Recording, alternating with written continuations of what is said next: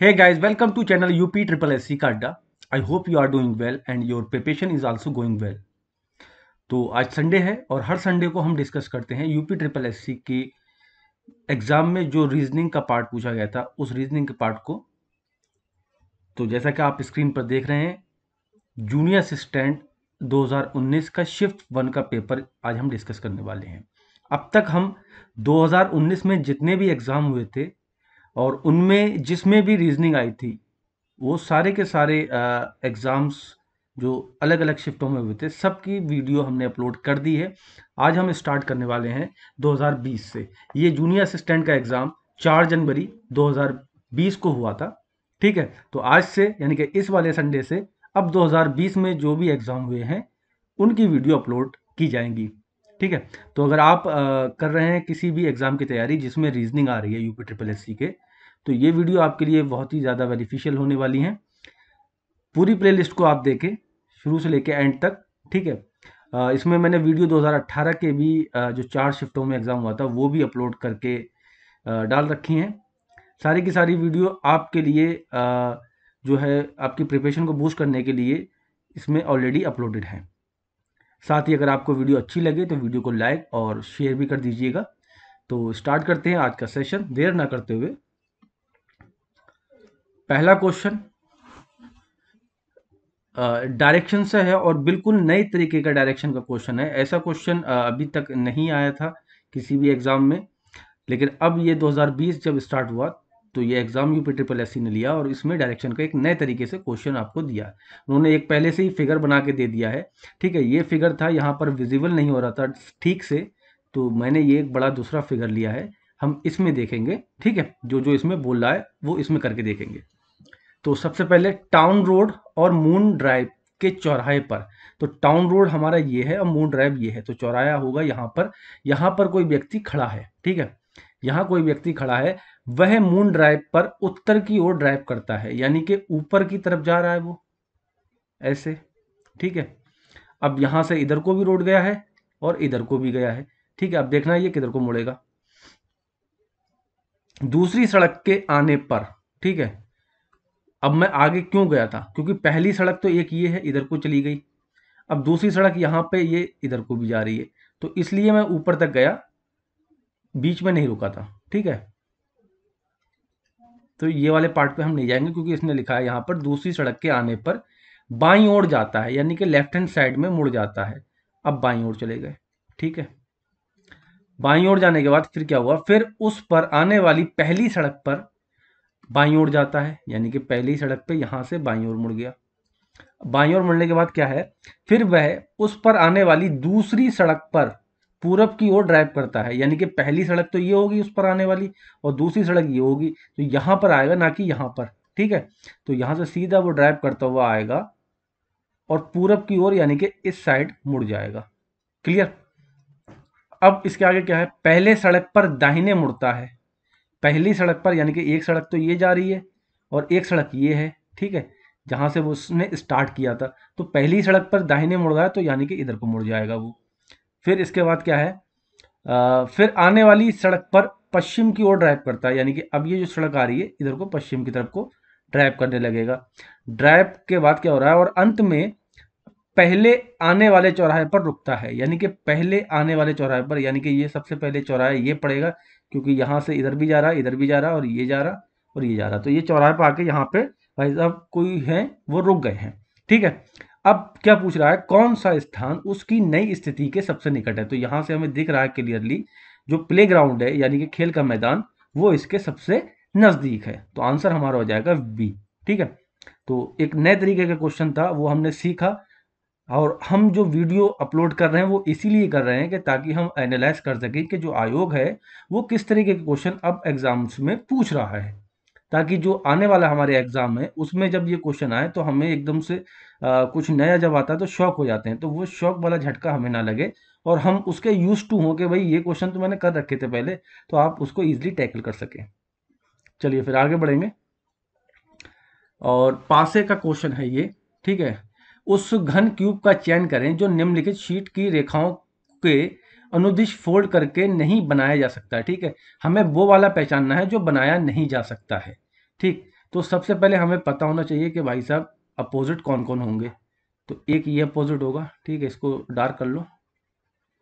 Square जो blank वाला है उसका क्या होगा, सर्किल डार्क वाला होगा। ये 5 नंबर है, तो इसके अपोजिट होगा 4 नंबर, ठीक है। और ये जो डार्क वाला स्क्वायर है, इसके अपोजिट क्या होगा, 2 नंबर होगा। क्लियर। तो अब देखते हैं हम यहाँ से कि कौन कौन सा हो सकता है। देखो डार्क है यहाँ पे, ये एक ये है, एक ये है, यानी कि ये पॉसिबिलिटी है, ये हो सकता है बिल्कुल। हमें तो गलत देखना है, ठीक है। अब यहाँ से एक डार्क वाला है, एक ब्लैंक है, फिर 4 है, मतलब ये भी हो सकता है।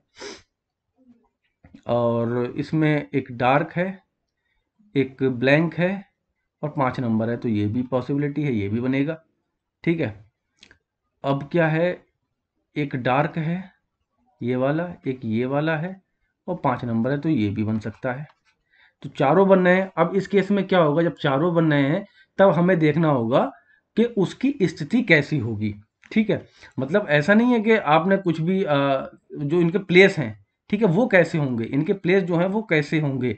तो अगर मैं कोई डाइस बनाऊंगा, ठीक है, मान लो कि सपोज करो ये मैं डाइस बना रहा हूँ, तो उस पे जब मैंने कोई भी नंबर फिक्स कर दिए हैं, अब मैं उसको कैसा भी घुमाऊं, किसी को ऊपर रखूं किसी को नीचे, तो उनकी जो प्लेस वैल्यू है वो चेंज नहीं होगी, ठीक है। ये बन गया मेरा डाइस, ठीक है। इस तरीके से छक्का पोया होता है, हमने खेला खूब होगा, ठीक। तो अब अगर मैं पहले वाले को पकड़ लूं, ठीक है, क्योंकि इसमें भी डिजिट सेम है, इसमें भी सेम है। तो देखो यहाँ पर हमारा ब्लैंक वाला बनेगा, सबसे ऊपर जो बनेगा ब्लैंक वाला बनेगा। साइड में जो आएगा वो 4 नंबर आएगा, ठीक है। और आगे जो दिया है इन्होंने वो ये डार्क दिया है। क्लियर, ये डार्क दे दिया। अब मुझे यहां से पता है अपोजिट कौन कौन है, तो भाई 4 इधर है, तो इस साइड क्या होगा, 5 होगा। क्लियर, इस साइड 5 होगा। और जो नीचे नीचे वाली साइड में, ठीक है, नीचे वाली साइड में क्या होगा, जब ये ब्लैंक है तो इसका सर्किल जो होगा वो डार्क वाला होगा, ठीक है। अब यहाँ पर डार्क है तो इसका मतलब पीछे वाली साइड जो होगी, पीछे वाली साइड वो कितनी होगी, 2 होगी। क्लियर।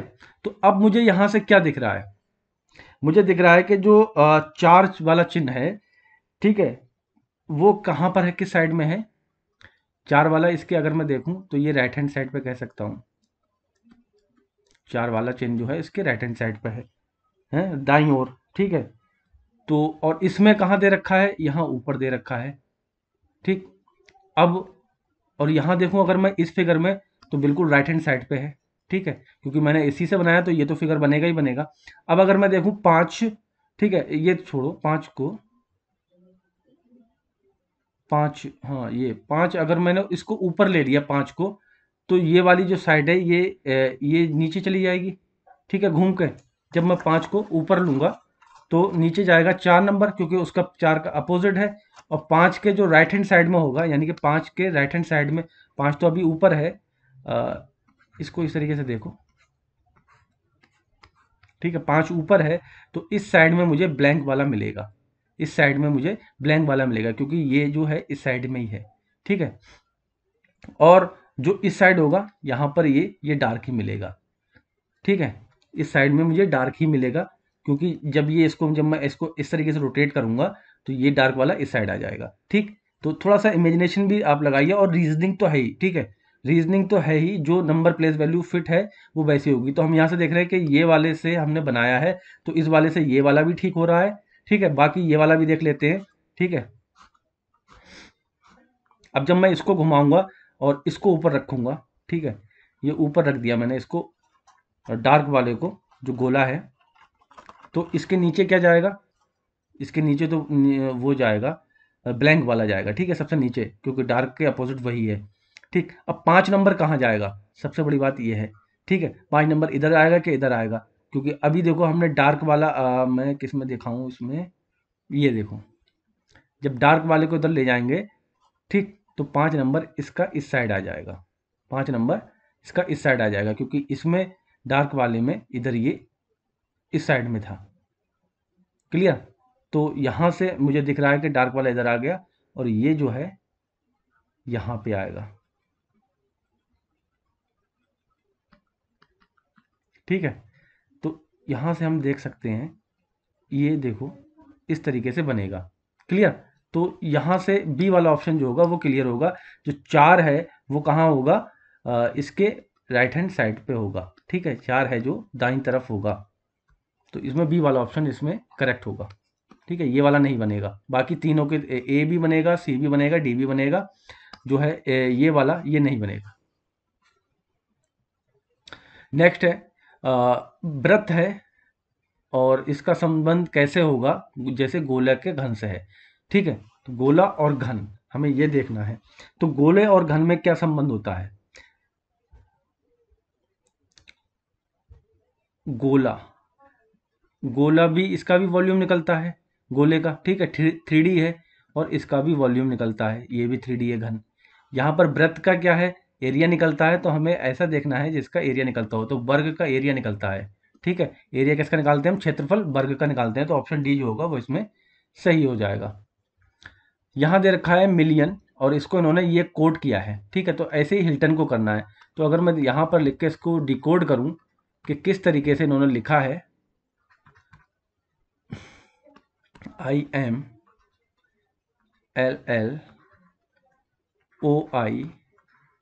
और n को वैसे ही लिखा है। ठीक है, तो अब मैं समझ चुका हूँ कि इन्होंने क्या किया है, दो दो का पेयर बना के उनका जो स्थान है वो आपस में बदल दिया है। ठीक है, तो मैं लिख सकता हूँ IHTL और NO, IHTLNO, यानी कि सेकंड वाला ऑप्शन जो होगा वो इसमें सही होगा।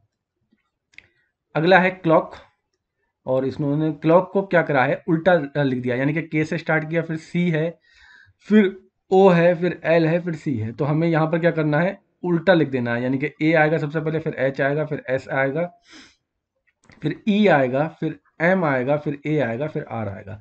अब क्या कह रहा है? तो नए शब्द के पहले और अंतिम अक्षर जो हैं वो कौन से होंगे? तो पहला ए होगा और अंतिम जो है आर होगा, यानी कि बी वाला ऑप्शन इसमें सही हो जाएगा। एक निश्चित कूट भाषा में ए को 2 के रूप में कोडित किया, बी को 4 में। वैसे हम देखें तो 1 होता है इसकी वैल्यू, और बी की 2 होती है। तो मतलब 2 गुणा 2 4, 1 गुणा 2 2, और सी को इन्होंने 6 लिखा है, तो 3 पे होता है, तो 3 गुणा 2 6। इसका मतलब मुझे यहाँ से ये पता लग गया कि जो इनकी प्लेस वैल्यू होती है लेटर की, उसको 2 से मल्टीप्लाई करके इन्होंने कोड किया है। ठीक है, अब मेरे पास कोड क्या है? 12 10 108, ये कोड दे रखा है। तो अगर मैं 12 का देखूं, तो इसका मतलब 6 2 से गुणा की होगी इसको, तो 6 पे होगा। 6 गुणा 2 ही तो लिखेंगे, और 6 पे क्या आता है? एफ आता है। 10 है, 10 पे यानी कि 5 गुणा 2 करा होगा, 5 2 10 होता, 5 दूनी 10 होता है, तो 5 पे क्या आता है? ई आता है। ठीक है, फिर से 10 है, तो इसका मतलब फिर से ई आ जाएगा। अब 8 है, तो 8 का आधा कितना होगा? 4, और 4 पे क्या आता है? डी आता है। तो क्या बन गया? फीड। तो फीड यानी कि ऑप्शन 1 जो होगा वो इसमें सही होगा। नेक्स्ट है 67। इंडस को इन्होंने क्या किया? ये 03865 के वो लिख दिया। टेनिस को इन्होंने ये लिख दिया। अच्छा, और उसी में स्टूडेंट को हमसे पूछा कि कैसे लिखेंगे। ठीक, ITTEN को 3 लिखा है। ठीक है, हाँ, तो इसकी यही जो कोडिंग दे रखी है, इसी कोडिंग का यूज़ करना है। तो एस को हमें देखना है क्या लिखा है। एस को 5 लिखा है। टी को क्या लिखा है इन्होंने? टी को 2 लिखा है। यू को क्या लिखा है? यू को 6 लिखा है। और डी को इन्होंने 8 लिखा है। और ई को इन्होंने क्या लिखा है? ई दूसरे नंबर पे 4 लिखा है। एन को इन्होंने 3 लिखा है, और टी को इन्होंने 2 लिखा है। तो 526 84 32, 526 84 32, ऑप्शन सी जो होगा वो इसमें सही होगा। ठीक है, तो जो कोडिंग दे रखी थी उसी कोडिंग का हमें यूज करना था। अगला है, एक निश्चित कूट भाषा में देन को RLBS लिखा है इन्होंने, तो AEPG को क्या लिखेंगे? AEPG को क्या लिखेंगे? ठीक है, THEN, देन RLBS। ठीक है, तो RLBS अगर मैं कोड करूं तो ये 20 पे होता है, ये 5 पे, ये 14 पे, FGH ये 8 पे होता है, ये 18 हो गया, L12 2 ये 19 हो गया। तो मुझे दिख रहा है पहले वाले में क्या करा? 2 माइनस कर दिया। ठीक है। अब ये क्या है, किस शब्द को उसी कूट भाषा में एपीजी लिखेंगे, यानी कि उन्होंने जो कोड कर रखा है वो हमें बता रखा है और हमसे पूछा है वो शब्द कौन सा जिससे ये एपीईजी लिखा है। ठीक है, तो ये 1 पे होता है, ये 16 पे होता है, ये 5 पे होता है, ये 10 पे होता है। तो इसका मतलब 18 प्लस 2 हो रहे हैं, यानी कि 1 प्लस 2 करूंगा तो 3 आएंगे और 3 पे आएगा सी। ठीक। अब यहाँ पर क्या हो रहा है, 12 में से 4 घटाए तब 8 बच रहे हैं, यानी कि 16 में से 4 घटाऊंगा तो 12 बचेंगे और 12 पे क्या होगा, जे के एल होगा। ठीक है, जे के एल। ठीक है, हाँ, जे के एल।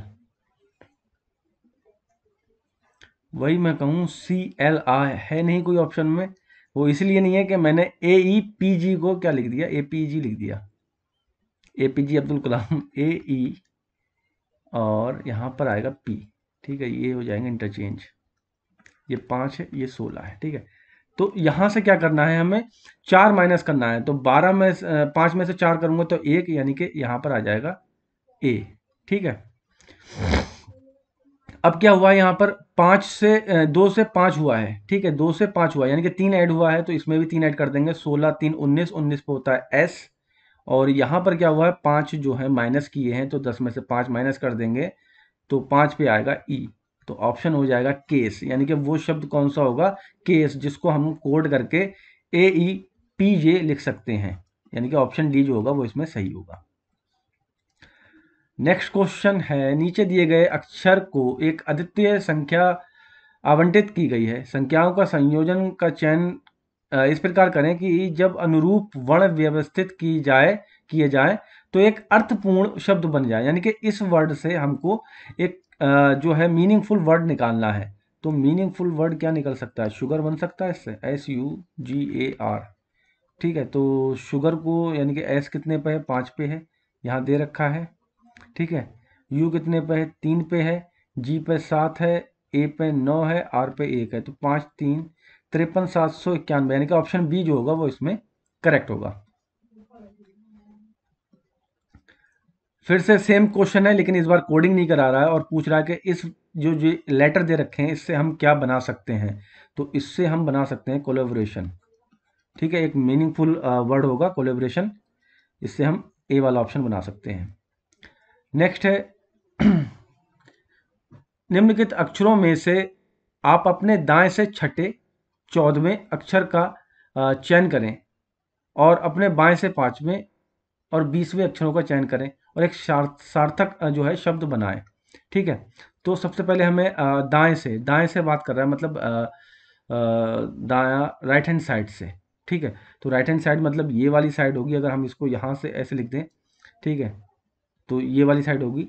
तो हमें कौन सा देखना, छठा, पहला दूसरा तीसरा चौथा पांचवा छठा। तो क्या मिला, छठा यू मिला। फिर हमें 14 देखना है, 7 8 9 10 11 12 13 14, यानी कि एम मिल गया। एक यू मिला, एक एम मिला।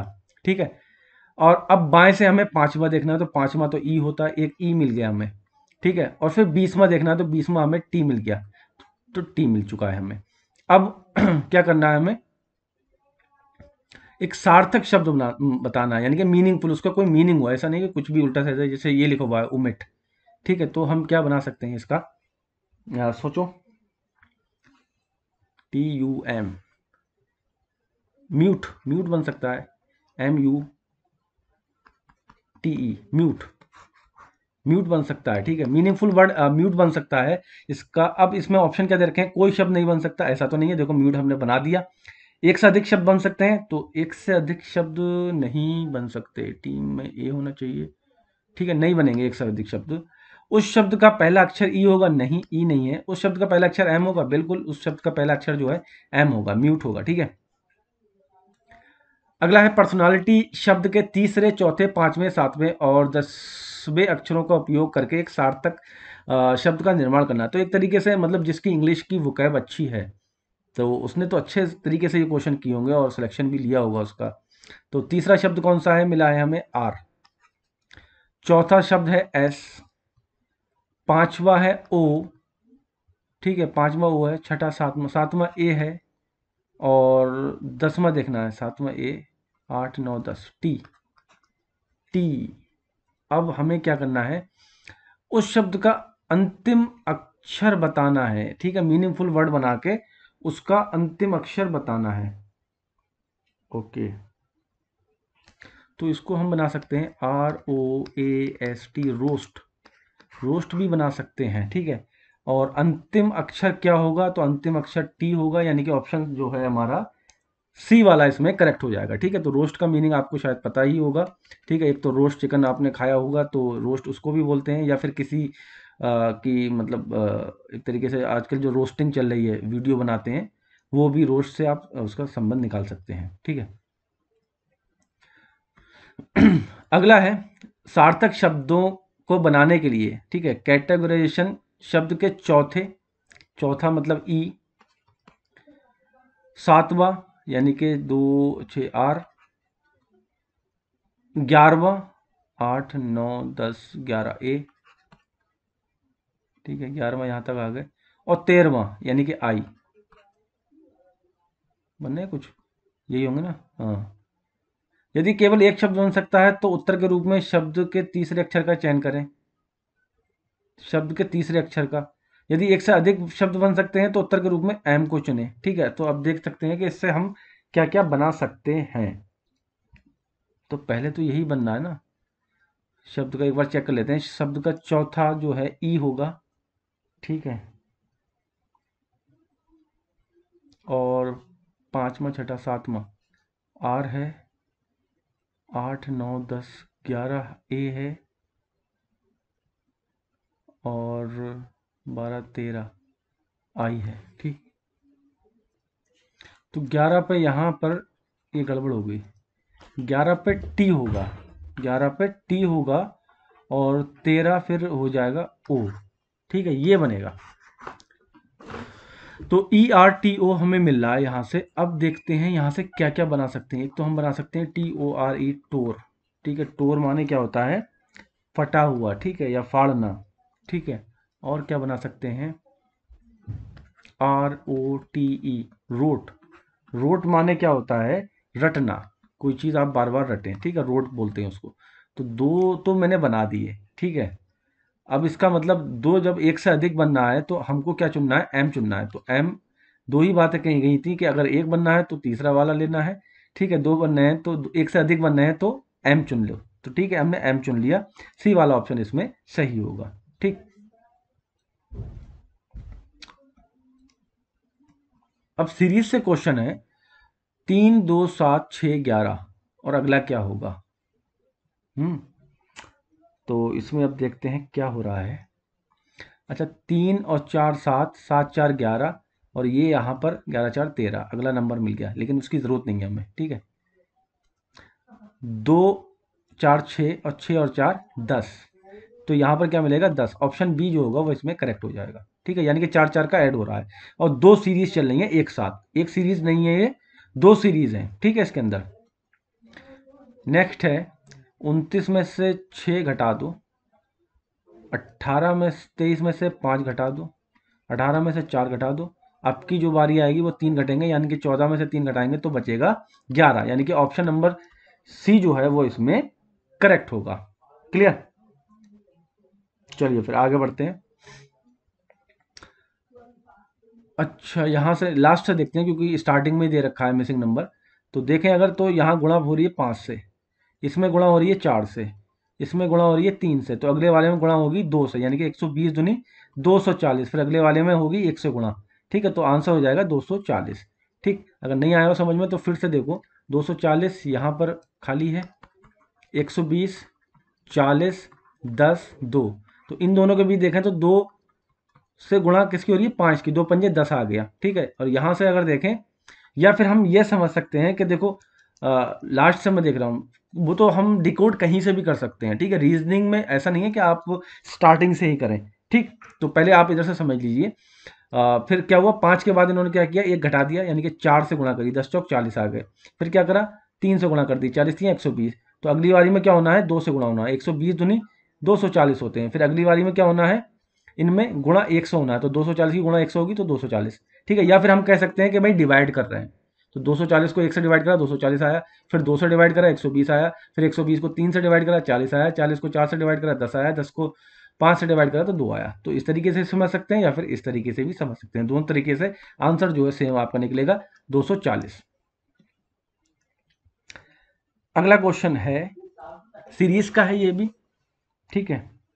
तो अगर हम ये पूरा पूरा एक पार्ट दे रखा है इन्होंने, कॉमा अगर आपको क्लियर ना हो तो मैं ये ब्रैकेट लगा देता हूँ, ठीक है।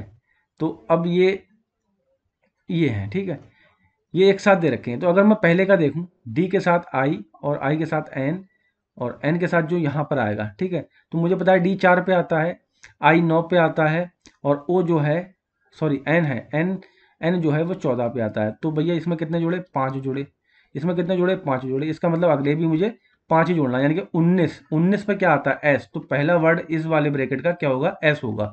तो यहाँ से ये भी हट गया, ये भी हट गया, पहला और दूसरा बचा, ठीक।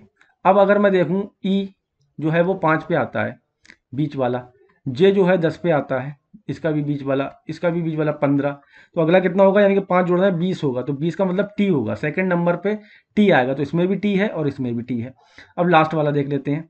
देखो लास्ट वाले में बी जो है वो 2 पे आता है और जी जो है वो 7 पे आता है। एल जो है वो कितने पे आता है, 12 पे आता है, यानी कि सब में 5 जोड़ना है। तो 12 5 17। अगला नंबर कितना होगा, 17 नंबर वाला। 17 पे क्या आता है, P Q, P Q, Q आता है। तो एस टी क्यू, यानी कि ऑप्शन सी जो होगा वो इसमें करेक्ट हो जाएगा, ठीक। तो सब में क्या हो रहा है, +5 का इंक्रीमेंट हो रहा है, 5 बढ़ रहे हैं। नेक्स्ट क्वेश्चन है, C3 E5 G7 और I9। अच्छा, तो यहां से अगर देखें, पहले नंबर को देख लेते हैं हम। देखो 3 और 2 5 हो रहे हैं, 5 2 7 हो रहे हैं, 7 2 9 हो रहे हैं, 9 2 11 होंगे, 11 2 13 होंगे, यानी कि जिसमें 11 और 13 होगा वो वाला ऑप्शन होगा। तो एक ही ऑप्शन है ये वाला। बाकी लेटर भी देख लेते हैं, क्योंकि हमारा एग्जाम थोड़ी ना, हम तो डिस्कस कर रहे हैं। हो सकता है कि आपको दो ऑप्शन मिल जाए, ठीक। तो सी कितने पे आता है, 3 पे आता है, ई 5 पे आता है। तो वैसे भी ये वही नंबर है, मतलब अल्फ़ाबेट में भी वही नंबर है, मतलब प्लेस वैल्यू दे रखी है। तो ऑप्शन ये वाला आपका सही हो जाएगा। के 11 पे आता है, एम 13 पे आता है, ठीक है।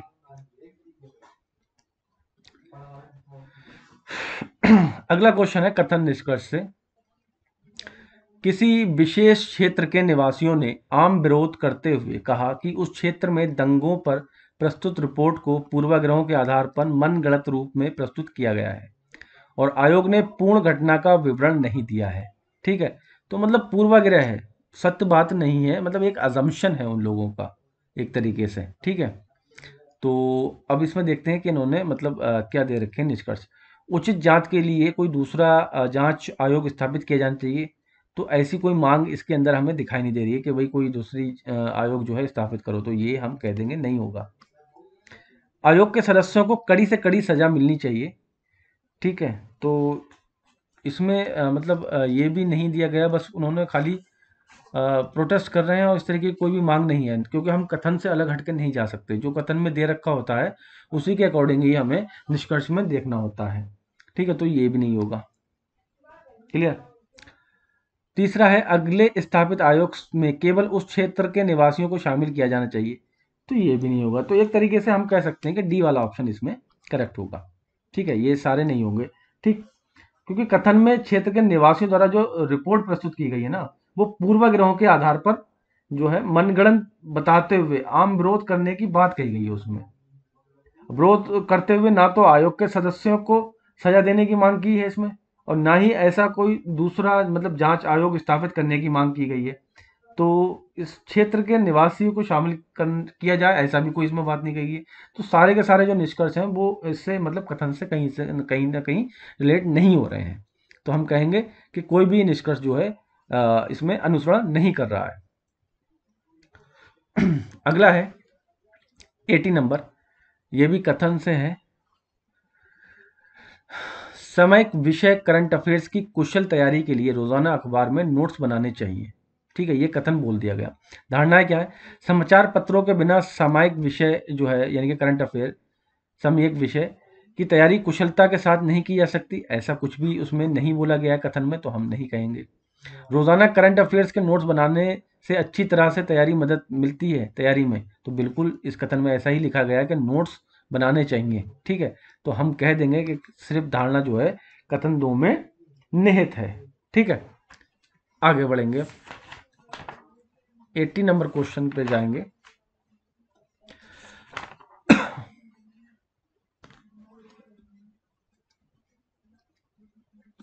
ये भी किससे है, कथन से ही है। दिए गए अनुच्छेद पर विचार करें और निर्णय लेना है। ठीक है, एक विद्यालय जो मुफ्त नाश्ता प्रदान करता है ताकि छात्रों को प्रतिदिन कम से कम एक बार उचित रूप में पोषक भोजन प्राप्त हो, ने जनवरी में इस सुविधा को बंद कर दिया क्योंकि चैरिटेबल सोसाइटी जो इसका प्रबंध करती थी उसे प्राप्त होने वाले दान में कमी आ गई, तो उसने भैया बंद कर दिया उठा के। अब हमें ऑप्शन देखना है कि कौन सा इसमें सही होगा। छात्रों को जनवरी में कोई पोषक भोजन नहीं मिल सकता है। छात्रों को जनवरी में, तो जनवरी क्या, वो तो अब आगे जब बंद ही कर दी तो आगे नहीं मिलेगा, तो ये नहीं होगा। ठीक है, क्योंकि जनवरी की बात नहीं है, अब आगे भी नहीं मिलेगा उन्हें, जनवरी में बंद कर दिया गया है तो फरवरी में भी नहीं मिलेगा। ऐसा नहीं है कि फरवरी में, जबकि इस वाले ऑप्शन से हमें ये लग रहा है कि जनवरी में नहीं मिलेगा, फरवरी में मिलेगा। ठीक है, तो ये नहीं होगा। अगला देखते हैं, भविष्य में चैरिटेबल सोसाइटी को दिए गए दान में कमी आ सकती है। तो दान में कमी आई है तभी तो बंद किया गया है, तो कमी आ सकती है से मतलब नहीं है, तो ये भी नहीं होगा। अगला, चैरिटेबल सोसाइटी द्वारा प्राप्त दान का उपयोग सामाजिक कल्याण के लिए किया जाता है। सामाजिक कल्याण के लिए तो किया जाता है, लेकिन इस जो कथन दे रखा है इससे ये मैच नहीं कर रहा। अगला देखते हैं, फिर भी इसको रख लेते हैं अभी, अगर इससे सॉलिड मिला तो उसको देखेंगे। परिवार के पास या तो अपने बच्चों को पोषक भोजन प्रदान करने की क्षमता नहीं है या वे इस बात से अनभिज्ञ हैं कि पोषक भोजन क्या है। ठीक है, तो पोषक भोजन के बारे में हमें बताया गया था कथन में। ठीक है, तो पोषक भोजन दे रहे हैं, तो हम कह सकते हैं कि डी वाला जो है वो सही होगा, क्योंकि हम अलग से अपनी तरफ से कुछ भी नहीं बोल सकते। जो हमें जानकारी दी हुई, जो हमें डेटा दिया गया होगा, उसी से ही रिलेट करके हमको आंसर लगाने होते हैं। तो हम यहाँ पर ये चैरिटेबल सोसाइटी वाला हटा देंगे, क्योंकि ऐसा कुछ उन्होंने बताया नहीं है कथन के अंदर, जो भी हमें दिया गया है डेटा। ठीक, तो डी इसमें सही हो जाएगा। अगला अनुच्छेद है, प्रारंभ से ही शिक्षा और शिक्षा के महत्व को मान्यता दी गई है। किसी व्यक्ति के जीवन में शिक्षा का बहुत ही ज़्यादा महत्व है क्योंकि ये अध्ययन, ज्ञान और कौशल को बढ़ाता है। किसी भी अन्य लक्ष्य की तुलना में शिक्षा को अधिक महत्व दिया जाना चाहिए क्योंकि यही वो मुख्य तत्व है जिससे जीवन को आकार मिलता है। शिक्षा के बहुत फायदे हैं। शिक्षा एक अच्छा साधन है जो सभी उनके जीवन से लाभान्वित करता है।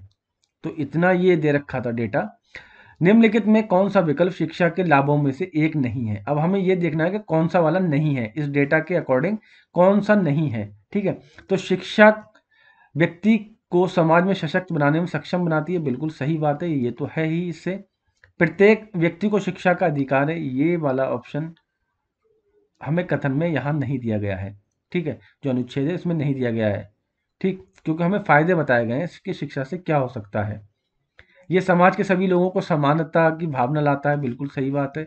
ये लोगों को मानसिक, सामाजिक और बौद्धिक रूप से सशक्त बनाता है, बिल्कुल सही बात है। यहाँ पर हमने पढ़ा भी था, कौशल बढ़ाता है। ठीक है, सशक्त बनाता है। तो हम कह सकते हैं कि बी वाला ऑप्शन जो होगा वो इसमें सही होगा, क्योंकि प्रत्येक व्यक्ति को शिक्षा का अधिकार है, ऐसा कहीं भी इस अनुच्छेद में नहीं लिखा है।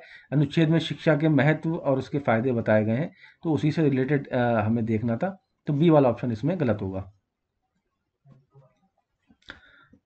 अब क्या है, हमें भिन्न का चयन करना है। ठीक है, अलग कौन सा है इसमें, उपग्रह, तारा, सूर्य, पृथ्वी, ब्रह्मांड। तो तारा, उपग्रह, पृथ्वी, तो ब्रह्मांड इसमें जो होगा वो आंसर हो जाएगा। क्यों होगा, क्योंकि उपग्रह, तारा, सूर्य तथा पृथ्वी जो है वो आकार युक्त तो एक खगोलीय पिंड है। ठीक है, जबकि ब्रह्मांड का कोई आकार नहीं होता है। तो हम कह सकते हैं ऑप्शन ए जो है वो इसमें सही होगा। फिर से हमें जो है वो अलग चयन करना है, नेबला, ऊद बिलाव, शाही, चूहा, गिनी पिग।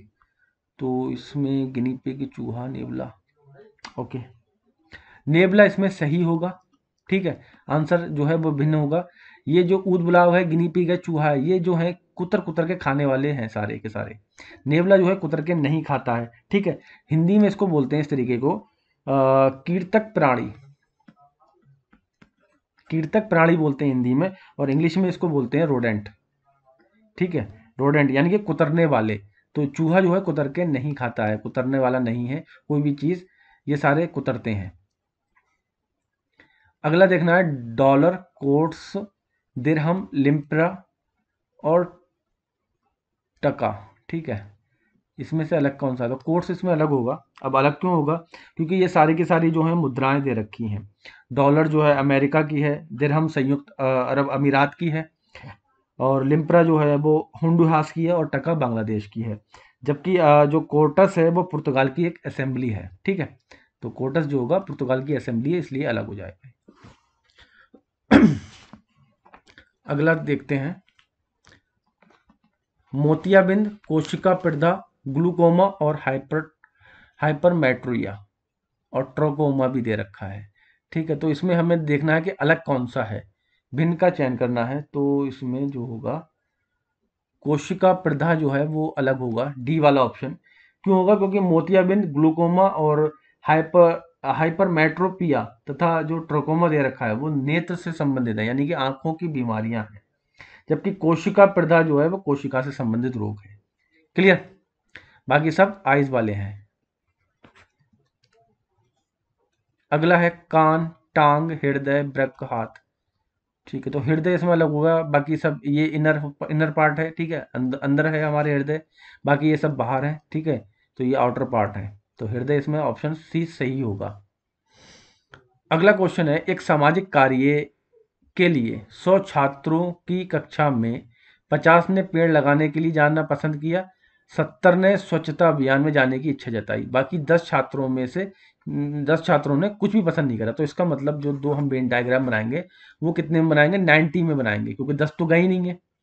अब ये पेड़ वाले हैं और ये स्वच्छता वाले हैं।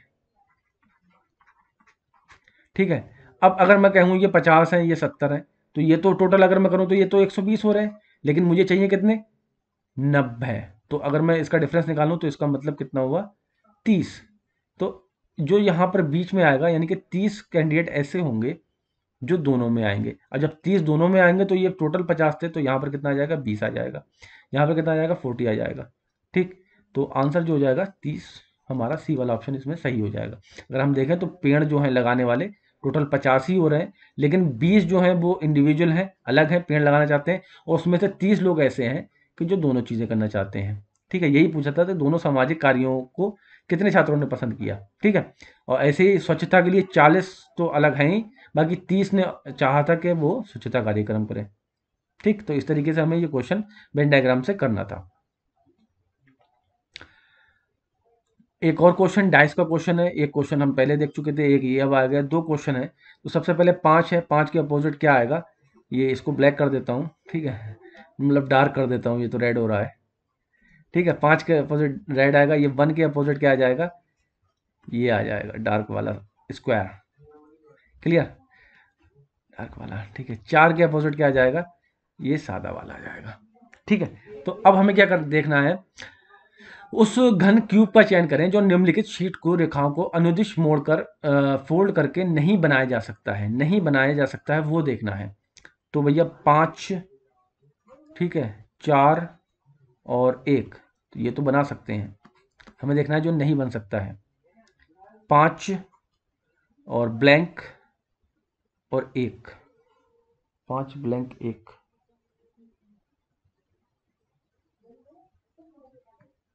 ये भी बन सकता है, लेकिन 1 मिनट, पहले वाले में गड़बड़ कर दी। पहले वाला कैसे बन जाएगा? 5 है इसमें, ठीक है, ये जो डार्क पार्ट दे रखा है ये भी तो इसी के अपोजिट दे रखा है, और 4 दे रखा है, तो ये पॉसिबल नहीं है ना, जो अपोजिट होते हैं वो एक साथ नहीं दिखेंगे। 5 अगर ऊपर है तो ये जो है ये नीचे होगा। ठीक है, तो ए वाला नहीं हो सकता, नहीं बन सकता। बाकी हम चेक कर लेते हैं कि बनना है कि नहीं बनना है, या फिर कुछ और कंडीशन तो नहीं लग रही है। ठीक है, तो ये ब्लैंक है, ब्लैंक 5 हो गया यहाँ पे ऊपर, और 1, तो ये तीनों अलग अलग हैं, तो बन सकता है ये वाला। 1 है, 5 है और 4 है, यानी कि ये भी बन सकता है। 5 4 1 मतलब सेम ही है, मतलब इसको खाली पलट दिया है, तो ये भी बन सकता है। तो ए वाला नहीं बनेगा, ऑप्शन हमारा जो होगा सही ये वाला हो जाएगा, ऑप्शन ए। ठीक है, ये नहीं बन सकता क्योंकि 5 के अपोजिट यहाँ पर जो डार्क वाला सर्कल है वो एक साथ नहीं दिखेंगे, 5 और डार्क वाला सर्कल। 90 क्वेश्चन और आज की वीडियो का लास्ट क्वेश्चन, पहला क्वेश्चन भी जो था वो हमारा था डायरेक्शन से, और लास्ट क्वेश्चन भी डायरेक्शन से है, और ये एक नए तरीके की डायरेक्शन जो है वो पूछी गई है। तो कहना चाहते हैं कि एक व्यक्ति जो है वो कैली स्ट्रीट पे खड़ा है। कैली स्ट्रीट कहाँ पे है भाई साहब? यहाँ पे है। कोई यहाँ खड़े हुए हैं, अभी हमें पता नहीं है इनका मुंह किधर है, ठीक है। उसके बाईं ओर शॉपिंग मॉल है, तो शॉपिंग मॉल तो इधर है। अगर मैं इधर को मुंह करूंगा तो ये मेरे राइट हैंड साइड पे पड़ेगा, ठीक है। और अगर मैं नीचे पीछे इधर को मुंह करूंगा, दक्षिण की तरफ को मुंह करूंगा, तो मेरे ये कहाँ पड़ेगा? लेफ्ट हैंड साइड पे, लेफ्ट हैंड साइड पे। और क्वेश्चन में यही दे रखा है कि जो शॉपिंग मॉल है वो कहाँ पे है? लेफ्ट हैंड साइड में है, लेफ्ट हैंड साइड में। तो इसका मतलब मेरा जो मुंह है वो साउथ की तरफ को है, यानी कि दक्षिण की तरफ को है। मैं इस तरफ को मुंह करके खड़ा हुआ हूँ, ठीक है, एम की तरफ को। अब मुझसे पूछा गया है कि उसकी स्थिति के संदर्भ में जे कहाँ पर है, यानी कि अब जे जो है वो किस साइड में है? तो जे जो है वो इसके राइट हैंड साइड में होगा, यानी कि दाईं ओर होगा। तो ऑप्शन डी जो होगा वो इसमें सही हो जाएगा। तो आई होप कि आपको वीडियो पसंद आई होगी। वीडियो पसंद आई हो तो प्लीज़ वीडियो को लाइक और शेयर करना बिल्कुल भी ना भूलें। ऐसे ही बने रहें हमारे साथ। हर संडे हम आपके लिए एक रीजनिंग की वीडियो लेके आएंगे, आपकी जो आने वाले एग्जाम है उसकी प्रिपरेशन को बूस्ट करने के लिए। Thank you very much. जय हिंद, जय भारत।